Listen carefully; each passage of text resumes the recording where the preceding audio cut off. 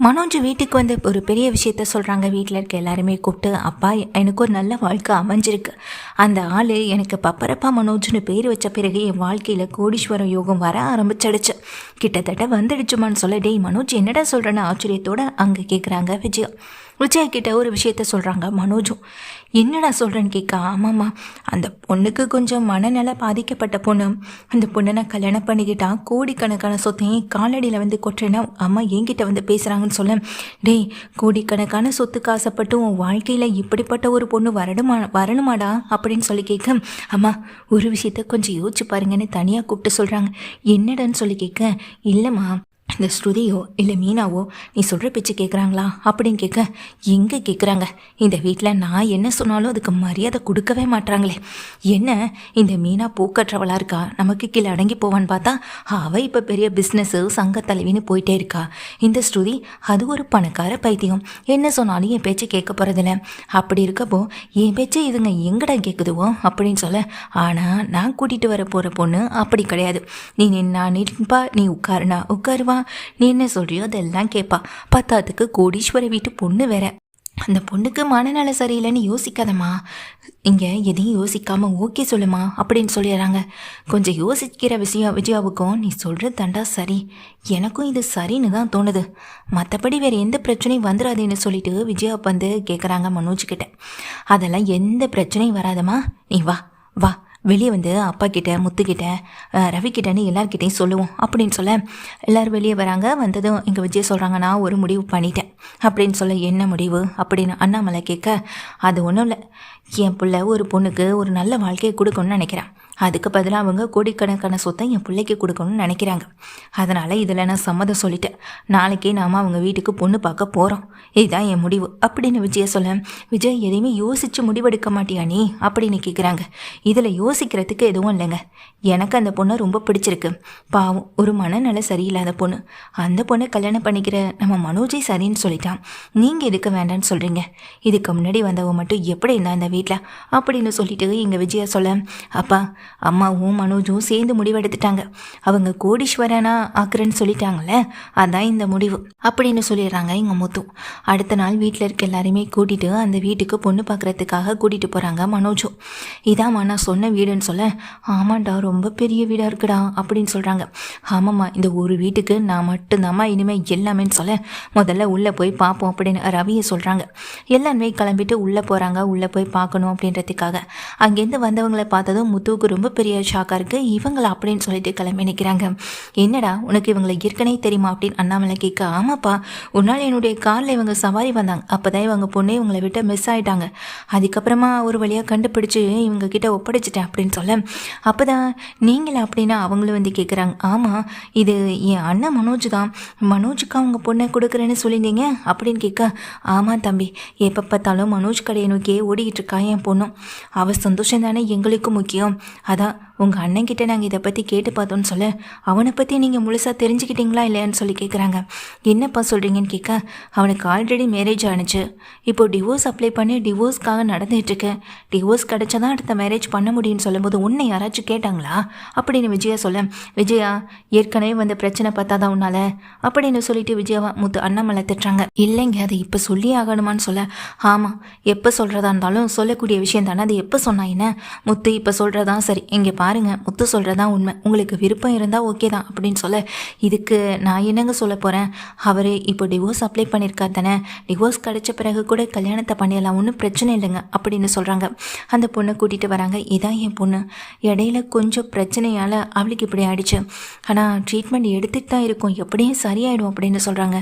இல்லை மேரேஜை இப்போ பண்ணி வைக்கிறீங்க, ஒருவேளை மேரேஜ் முடிஞ்சதுக்கப்புறம் உங்களுக்கு பழசு ஞாபகம் வந்தால் பிரச்சனை ஆகாதுன்னு சொல்லி கேட்க, இல்லைங்க அந்த மாதிரி எதுவும் நடக்கிறதுக்கு வாய்ப்பு இல்லை அப்படின்னு அவங்க அம்மா வந்துட்டு சொல்கிறாங்க. பொண்ணு ரொம்ப அழகாக தான் இருக்கான், ஆனால் இந்த பொண்ணுக்கு இப்படி நடந்திருக்கக்கூடாதுன்னு அங்கே விஜயாவும் பேசிக்கிட்டு இருக்காங்க.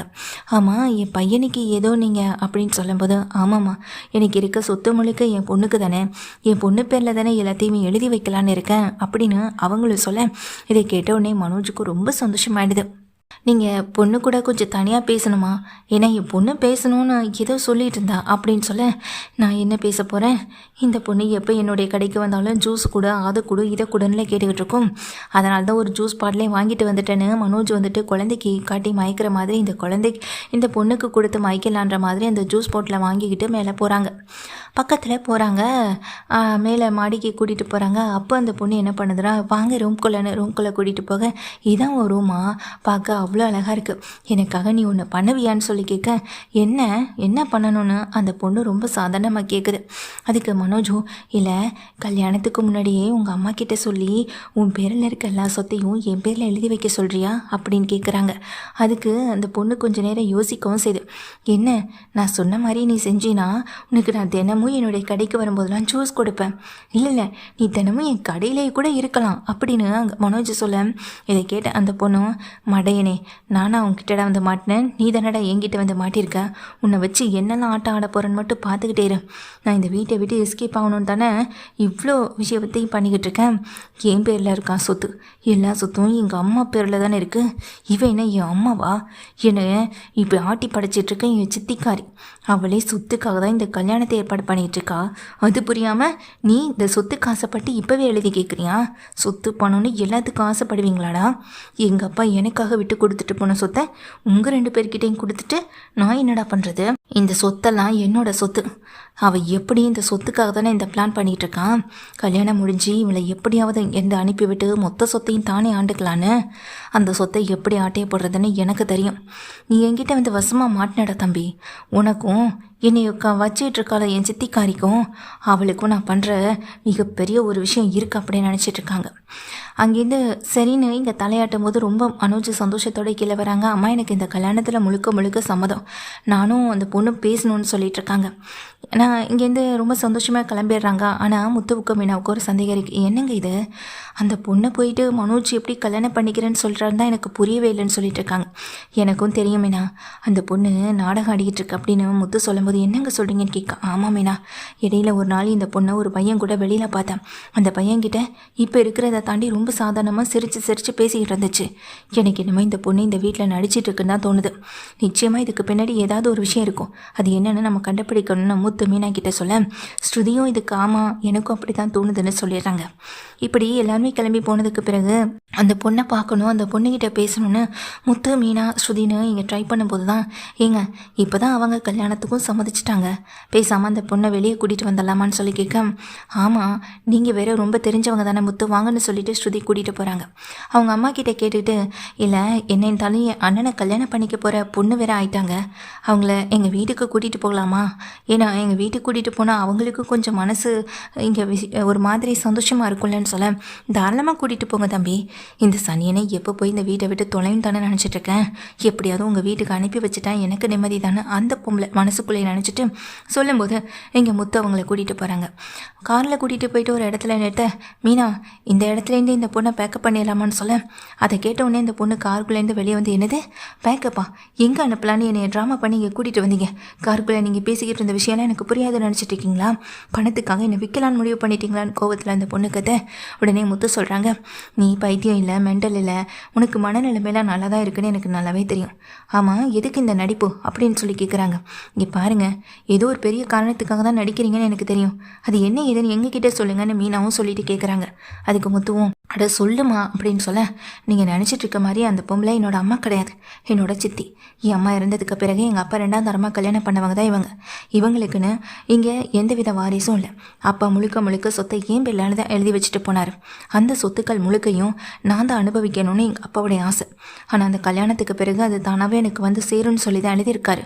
அப்படி ஒரு கல்யாணத்தை நடத்தி அது மூலமாக வர சொத்துக்கள் எல்லாத்தையும் இங்கே என்கிட்டேருந்து கையெழுத்தை வாங்கியும் எனக்கு ஹஸ்பண்டாக ஆக போகிற மனோஜ்கிட்டேருந்து கையெழுத்தை வாங்கியும் அதை அவங்க அனுபவிக்கணும்னு நினைக்கிறாங்க.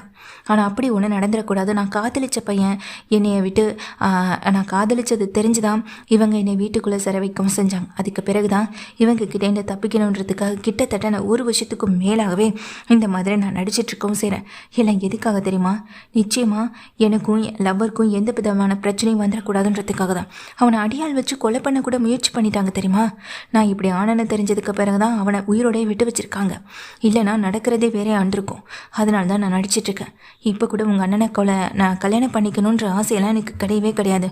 உங்கள் அண்ணன் என்கிட்ட தனியாக வந்து என்ன பேசினார் தெரியுமா? கல்யாணத்துக்கு முன்னாடியே உன்னோட சொத்தெல்லாம் எனக்கு எழுதி வச்சிருந்தா சொன்னார். என்னை கல்யாணம் பண்ணிக்கலாம் சொல்லலை. அவருடைய ஆசை முழுக்க சொத்தில் மட்டும்தான் இருக்குன்னு சொல்ல, அது என்னமோ உண்மைதான். அவருக்கு எப்போதுமே இதான் வேலைன்னு அங்கே ரவியும் அந்த ஸ்ருதியும் சொல்கிறாங்க, மீனாவும் சொல்கிறாங்க. முத்துவும் இதை கேட்டு, இங்கே பாருமா, உனக்கு நாங்கள் ஹெல்ப் பண்ணுறோம் அப்படின்னு சொல்ல, நிஜமாக தான் சொல்கிறீங்களான்னு கேட்க, இங்கே பாருமா, எங்களுக்கு உன்னோட சொத்தோ பணமோ இது எதுவுமே முக்கியம் இல்லை. உண்மையாக நேர்மையாக உழைக்கிறதா எனக்கு ரொம்ப பிடிக்கும், அதை தான் நான் செய்வேன்னு சொல்ல எனக்கு தெரியும் அப்படின்னு சொல்கிறாங்க. அன்னைக்கு என்னை காணலைன்னு பதட்டப்பட்ட என் கூட இந்த சித்தியை விட நீங்கள் தான் என்னை அதிகமாக தேடினீங்க, பதட்டப்பட்டீங்க. அதனால தான் எனக்கு உங்கள் மேலே நிறைய நம்பிக்கை இருக்குன்னு அந்த பொண்ணு சொல்ல, இதை கேட்ட முத்துவும் மீனாவும் சந்தோஷப்படுறாங்க. உன்னோட காதலையும் உன்னுடைய சொத்தையும் நிச்சயமாக உங்ககிட்டேருந்து யாரையும் பிரிக்க முடியாது. உங்கள் அப்பா உனக்காக விட்டுட்டு போன சொத்து உனக்காக மட்டுமே தான் இருக்கும் அப்படின்னு சொல்ல, இதை கேட்ட பிறகு ரொம்ப சந்தோஷப்படுறாங்க. சரி, நான் என்னை கொண்டு வந்து வீட்டிலே விட்டுருங்க அப்படின்னு சொல்ல, இந்த கொஞ்ச நேரத்தில் கூட அவங்க நான் காணலைன்னா ரொம்ப சந்தோஷமாக தான் இருப்பாங்கன்னு சொல்லிட்டு இருக்காங்க. அது சரிம்மா, அன்னைக்கு நீ காணாமல் போனதும் பதட்டப்பட்டாங்களேன்னு சொல்லி கேட்க, இல்லை என் பேரில் சொத்தெல்லாம் இருக்குல்ல, என்னை அப்படியே ரோட்டில் விட்டுட்டு போகக்கூடிய ஆளெல்லாம் அவங்க கிடையாது. இப்போ உங்கள் பாதுகாப்பில் என்னை அனுப்பியிருக்கிறதுனால தான் அவங்க கொஞ்சம் நிம்மதியாக இருப்பாங்கன்னு சொல்ல, சரி வாமா, நம்ம வெளியே எங்கேயாவது போயிட்டு வரலாம். இத்தனை வருஷமாக நீ நடிச்சே பழகிட்டேன், அட்லீஸ்ட் ஒரு நாளாவது உனக்காக வாழு அப்படின்னு முத்து சொல்லும்போது மீனாவும் அதை சரின்னு சொல்கிறாங்க, ஸ்ருதியும் அதை சரின்னு சொல்கிறாங்க. அந்த பொண்ணு ரொம்ப ஹாப்பியாக இருக்குது. ஆனால் ஸ்ருதி பயங்கரமாக சிரிக்கிறாங்க. என்னாச்சுன்னு சொல்லி கேட்க, இல்லை உங்கள் அண்ணன் மனோஜுக்கும் கல்யாணத்துக்கும் ஒரு ஆசையே இல்லை போல்.